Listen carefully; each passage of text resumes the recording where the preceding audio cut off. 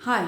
यहाँ हम सेमेस्टर 3 के लिए कंपलसरी हिंदी में एक प्रश्न रीढ़ की हड्डी एकांकिका कथासार अपने शब्दों में लिखिए देखेंगे, जिसका उत्तर प्रस्तावना, रीढ़ की हड्डी एकांकिका कथासार और उपसंहार के रूप में देखेंगे। तो चलो हम चलते हैं, शुरुआत करते हैं प्रश्न के उत्तर की। रीढ़ की हड्डी जगदीश चंद्र माथुर जी द्वारा लिखित एक सामाजिक यथार्थवादी एकांकी है। माथुर जी ने स्वातंत्र्योत्तर युगीन भारतीय समाज के मध्यम वर्गीय परिवार की दंभिक एवं कुंठित मानसिकता को पहचानकर उसे बेनकाब किया है। जहां लड़के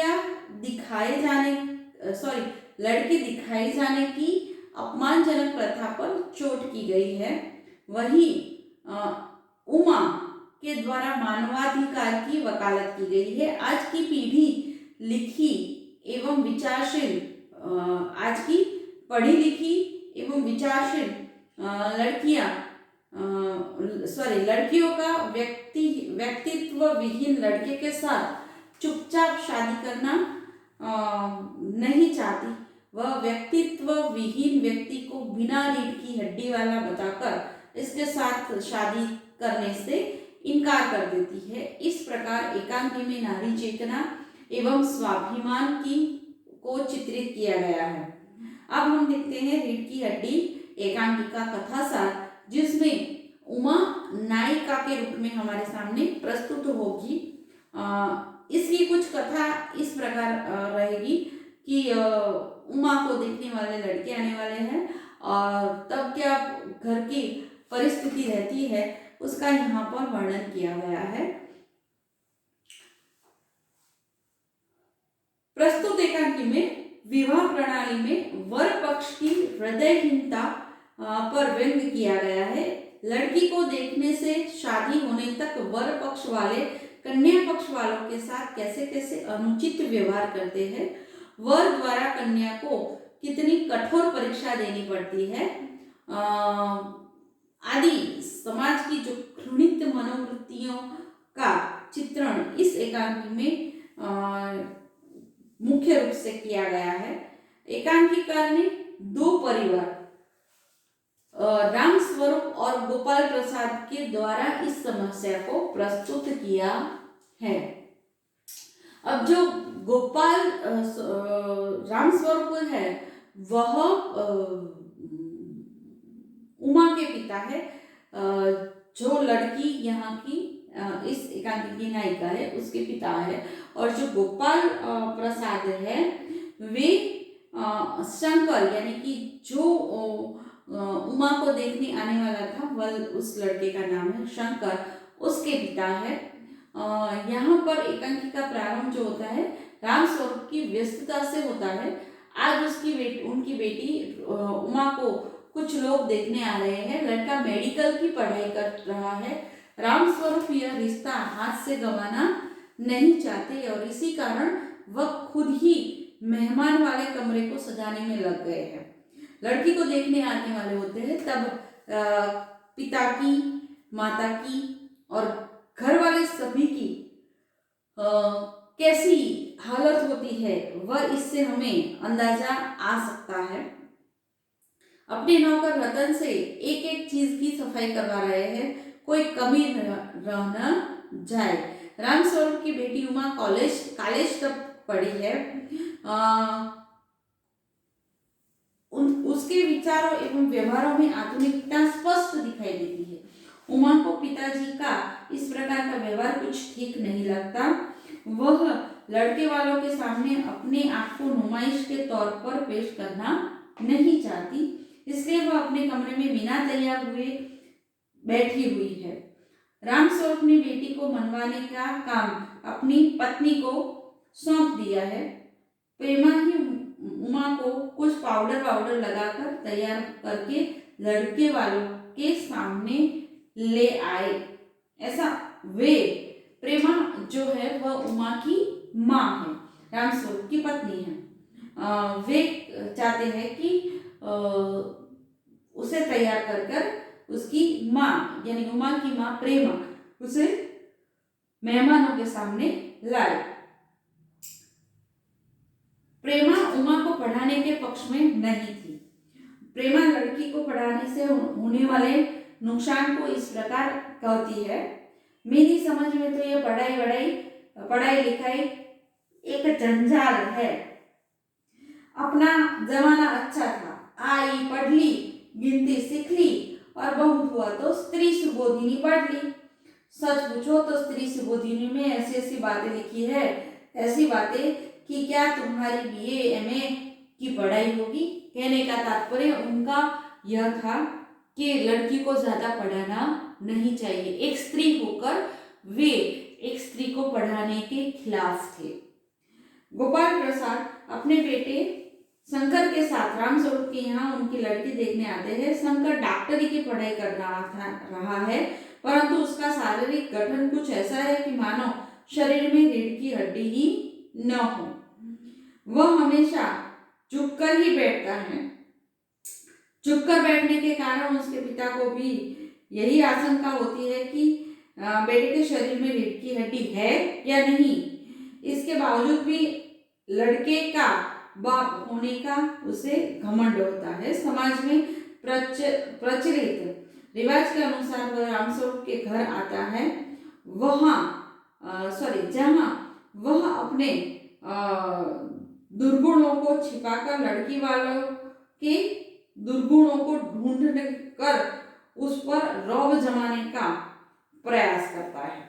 अब यहाँ पर यह है कि लड़का जो लेकर आए हैं वह दुर्गुणों से भरा हुआ है, वह उसके पिता को भी पता है, फिर भी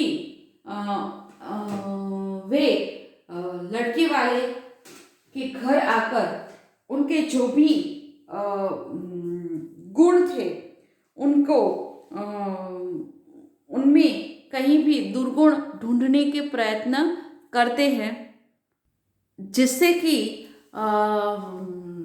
लड़की वालों पर अपना रौब जमाया जाए।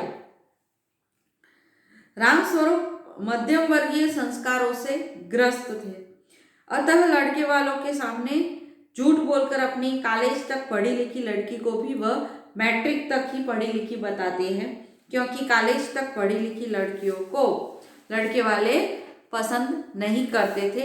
ऐसा उन्हें पता था, उन्हें ज़्यादा पढ़ी लिखी बहू नहीं चाहिए थी, ऐसा उन्हें पता था।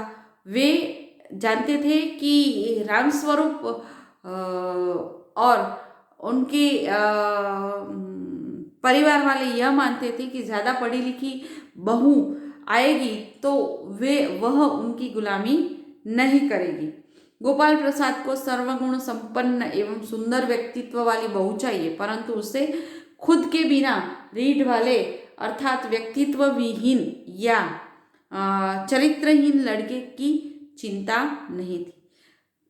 उनका बेटा चरित्रहीन था, व्यक्तित्वहीन था, फिर भी उन्हें बहू चाहिए तो सर्वगुण संपन्न बहू चाहिए थी। बहू का खूबसूरत होना उनकी पहली शर्त थी।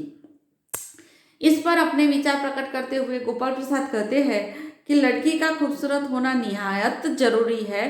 कैसे भी हो, चाहे पाउडर लगाकर, चाहे वैसे ही। एकांकीकार ने गोपाल प्रसाद के माध्यम से मध्यम वर्गीय परिवार के पुरुष की मानसिकता को बताया है। गोपाल प्रसाद तथा शंकर के मतानुसार लड़की को ज्यादा पढ़ा लिखा भी होना नहीं चाहिए। इस प्रकार दोनों स्त्री शिक्षा के खिलाफ है। गोपाल प्रसाद के मतानुसार कुछ बातें दुनिया में ऐसी है जो सिर्फ मर्दों के लिए है। अगर औरतें भी वही करने लगी, अंग्रेजी अखबार पढ़ने लगी और पॉलिटिक्स में वगैरह पर बहस करने लगी, तब तो हो चुकी गृहस्थी। यह राम प्रसाद, उनके बेटे यानी उनके परिवार के विचार थे। पान की तस्तरी लेकर आई उमा की आंखों पर सोने की रिम वाला चश्मा देखकर बाप बेटे दोनों ही भड़क उठे। उन्हें आशंका होने लगी कि शायद कहीं लड़की पढ़ी लिखी तो नहीं है, किंतु रामस्वरूप आंखें दुखने का झूठा बहाना बनाकर बात को टाल देते हैं। पिताजी के कहने पर उमा ने मीरा का मशहूर गीत प्रस्तुत किया।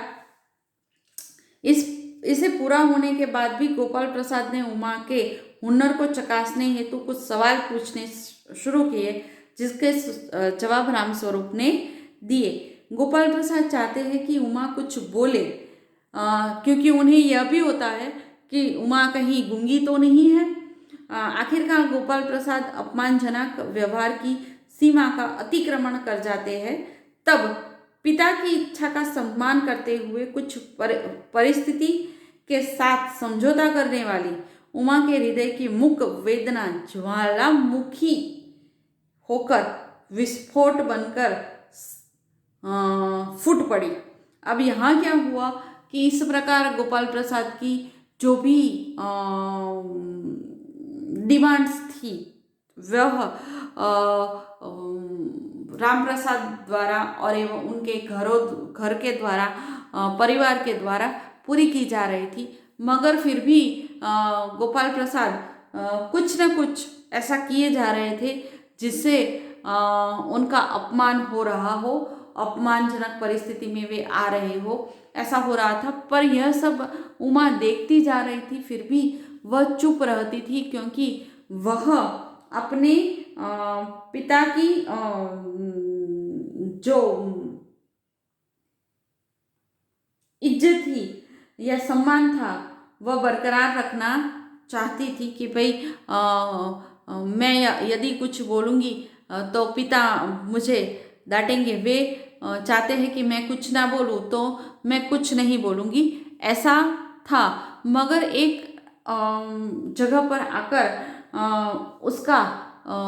उसकी जो यह वेदना थी कि पिताजी ऐसा क्यों कर रहे हैं, हम इससे ज़्यादा कुछ अच्छे हैं, ज़्यादा अच्छे होने पर भी हमें अपनी अच्छाई क्यों छुपानी पड़ती है, हमारे गुण क्यों छुपाने पड़ते हैं, ऐसा उसके हृदय में जो वेदना थी वह एक वक्त जब गोपाल प्रसाद अपमान करने की सीमा लांघ देते हैं, तब वह फूट पड़ता है और वह कहती है कि हाँ, उमा का अपने प्रगतिशील एवं जागरूक व्यक्तित्व का परिचय कराती हुई कहती है कि कोई पाप नहीं किया, कहती है कि जी हाँ, मैं कॉलेज में पढ़ी हूँ, मैंने बीए पास किया है, कोई पाप नहीं किया, कोई चोरी नहीं की और न आपके पुत्र की तरह ताक झांक कर कायरता दिखाई है। मुझे अपनी इज्जत, अपने मान का ख्याल तो है, लेकिन इनसे पूछिए कि किस तरह नौकरानी के पैरों पड़कर अपना मुंह छिपाकर भागे थे। अब यहाँ पर वे यानी कि उमा कहती है कि मैं बीए पास हूँ, मैं कॉलेज तक पढ़ी हूँ, मुझे इसका गर्व है, मैंने कोई चोरी नहीं की, मैंने कोई पाप नहीं किया, मैंने पढ़ाई की है और इसलिए मुझे अपने आप पर गर्व है। पर आपका बेटा जो है, आपका जो पुत्र है, वह ताक झांक करके कायरता दिखा रहा है और मुझे तो अपनी इज्जत का, मान सम्मान का ख्याल है, लेकिन इसे पूछिए, इसने आपके खानदान की इज्जत किसी नौकरानी के पैरों पड़कर अपना मुंह छिपाकर भागे थे, तब कहाँ गई थी आपके खानदान की इज्जत। अपनी पोल खुलती देखकर बाप बेटे भड़क जाते हैं और बेटा बाप को कहने लगता है कि चलो चलो चलो यहाँ से चलो, हमें यहाँ पर रिश्ता नहीं करना। दोनों अपने साथ धोखे हुए के हुआ कहते हुए नाराज होकर खड़े हो जाते हैं। जाते हुए बाप बेटे को उमा मुंह तोड़ जवाब देकर चुप कराते हुए कहती है, घर जाकर जरा यह पता लगाइएगा कि आपके लाडले बेटे के रीढ़ की हड्डी है भी या नहीं, यानी कि बैकबोन। यह कहते हुए उमा उनको जो वास्तविक परिस्थिति है उसका ख्याल कराती है। उपसंहार के रूप में हम यह कह सकते हैं कि इस प्रकार पात्रों की सजीवता और कथानक की कथा जो दृढ़ता है वह यहाँ सुसंगठित एवं मार्मिक रूप से हमारे सामने प्रस्तुत हुई है।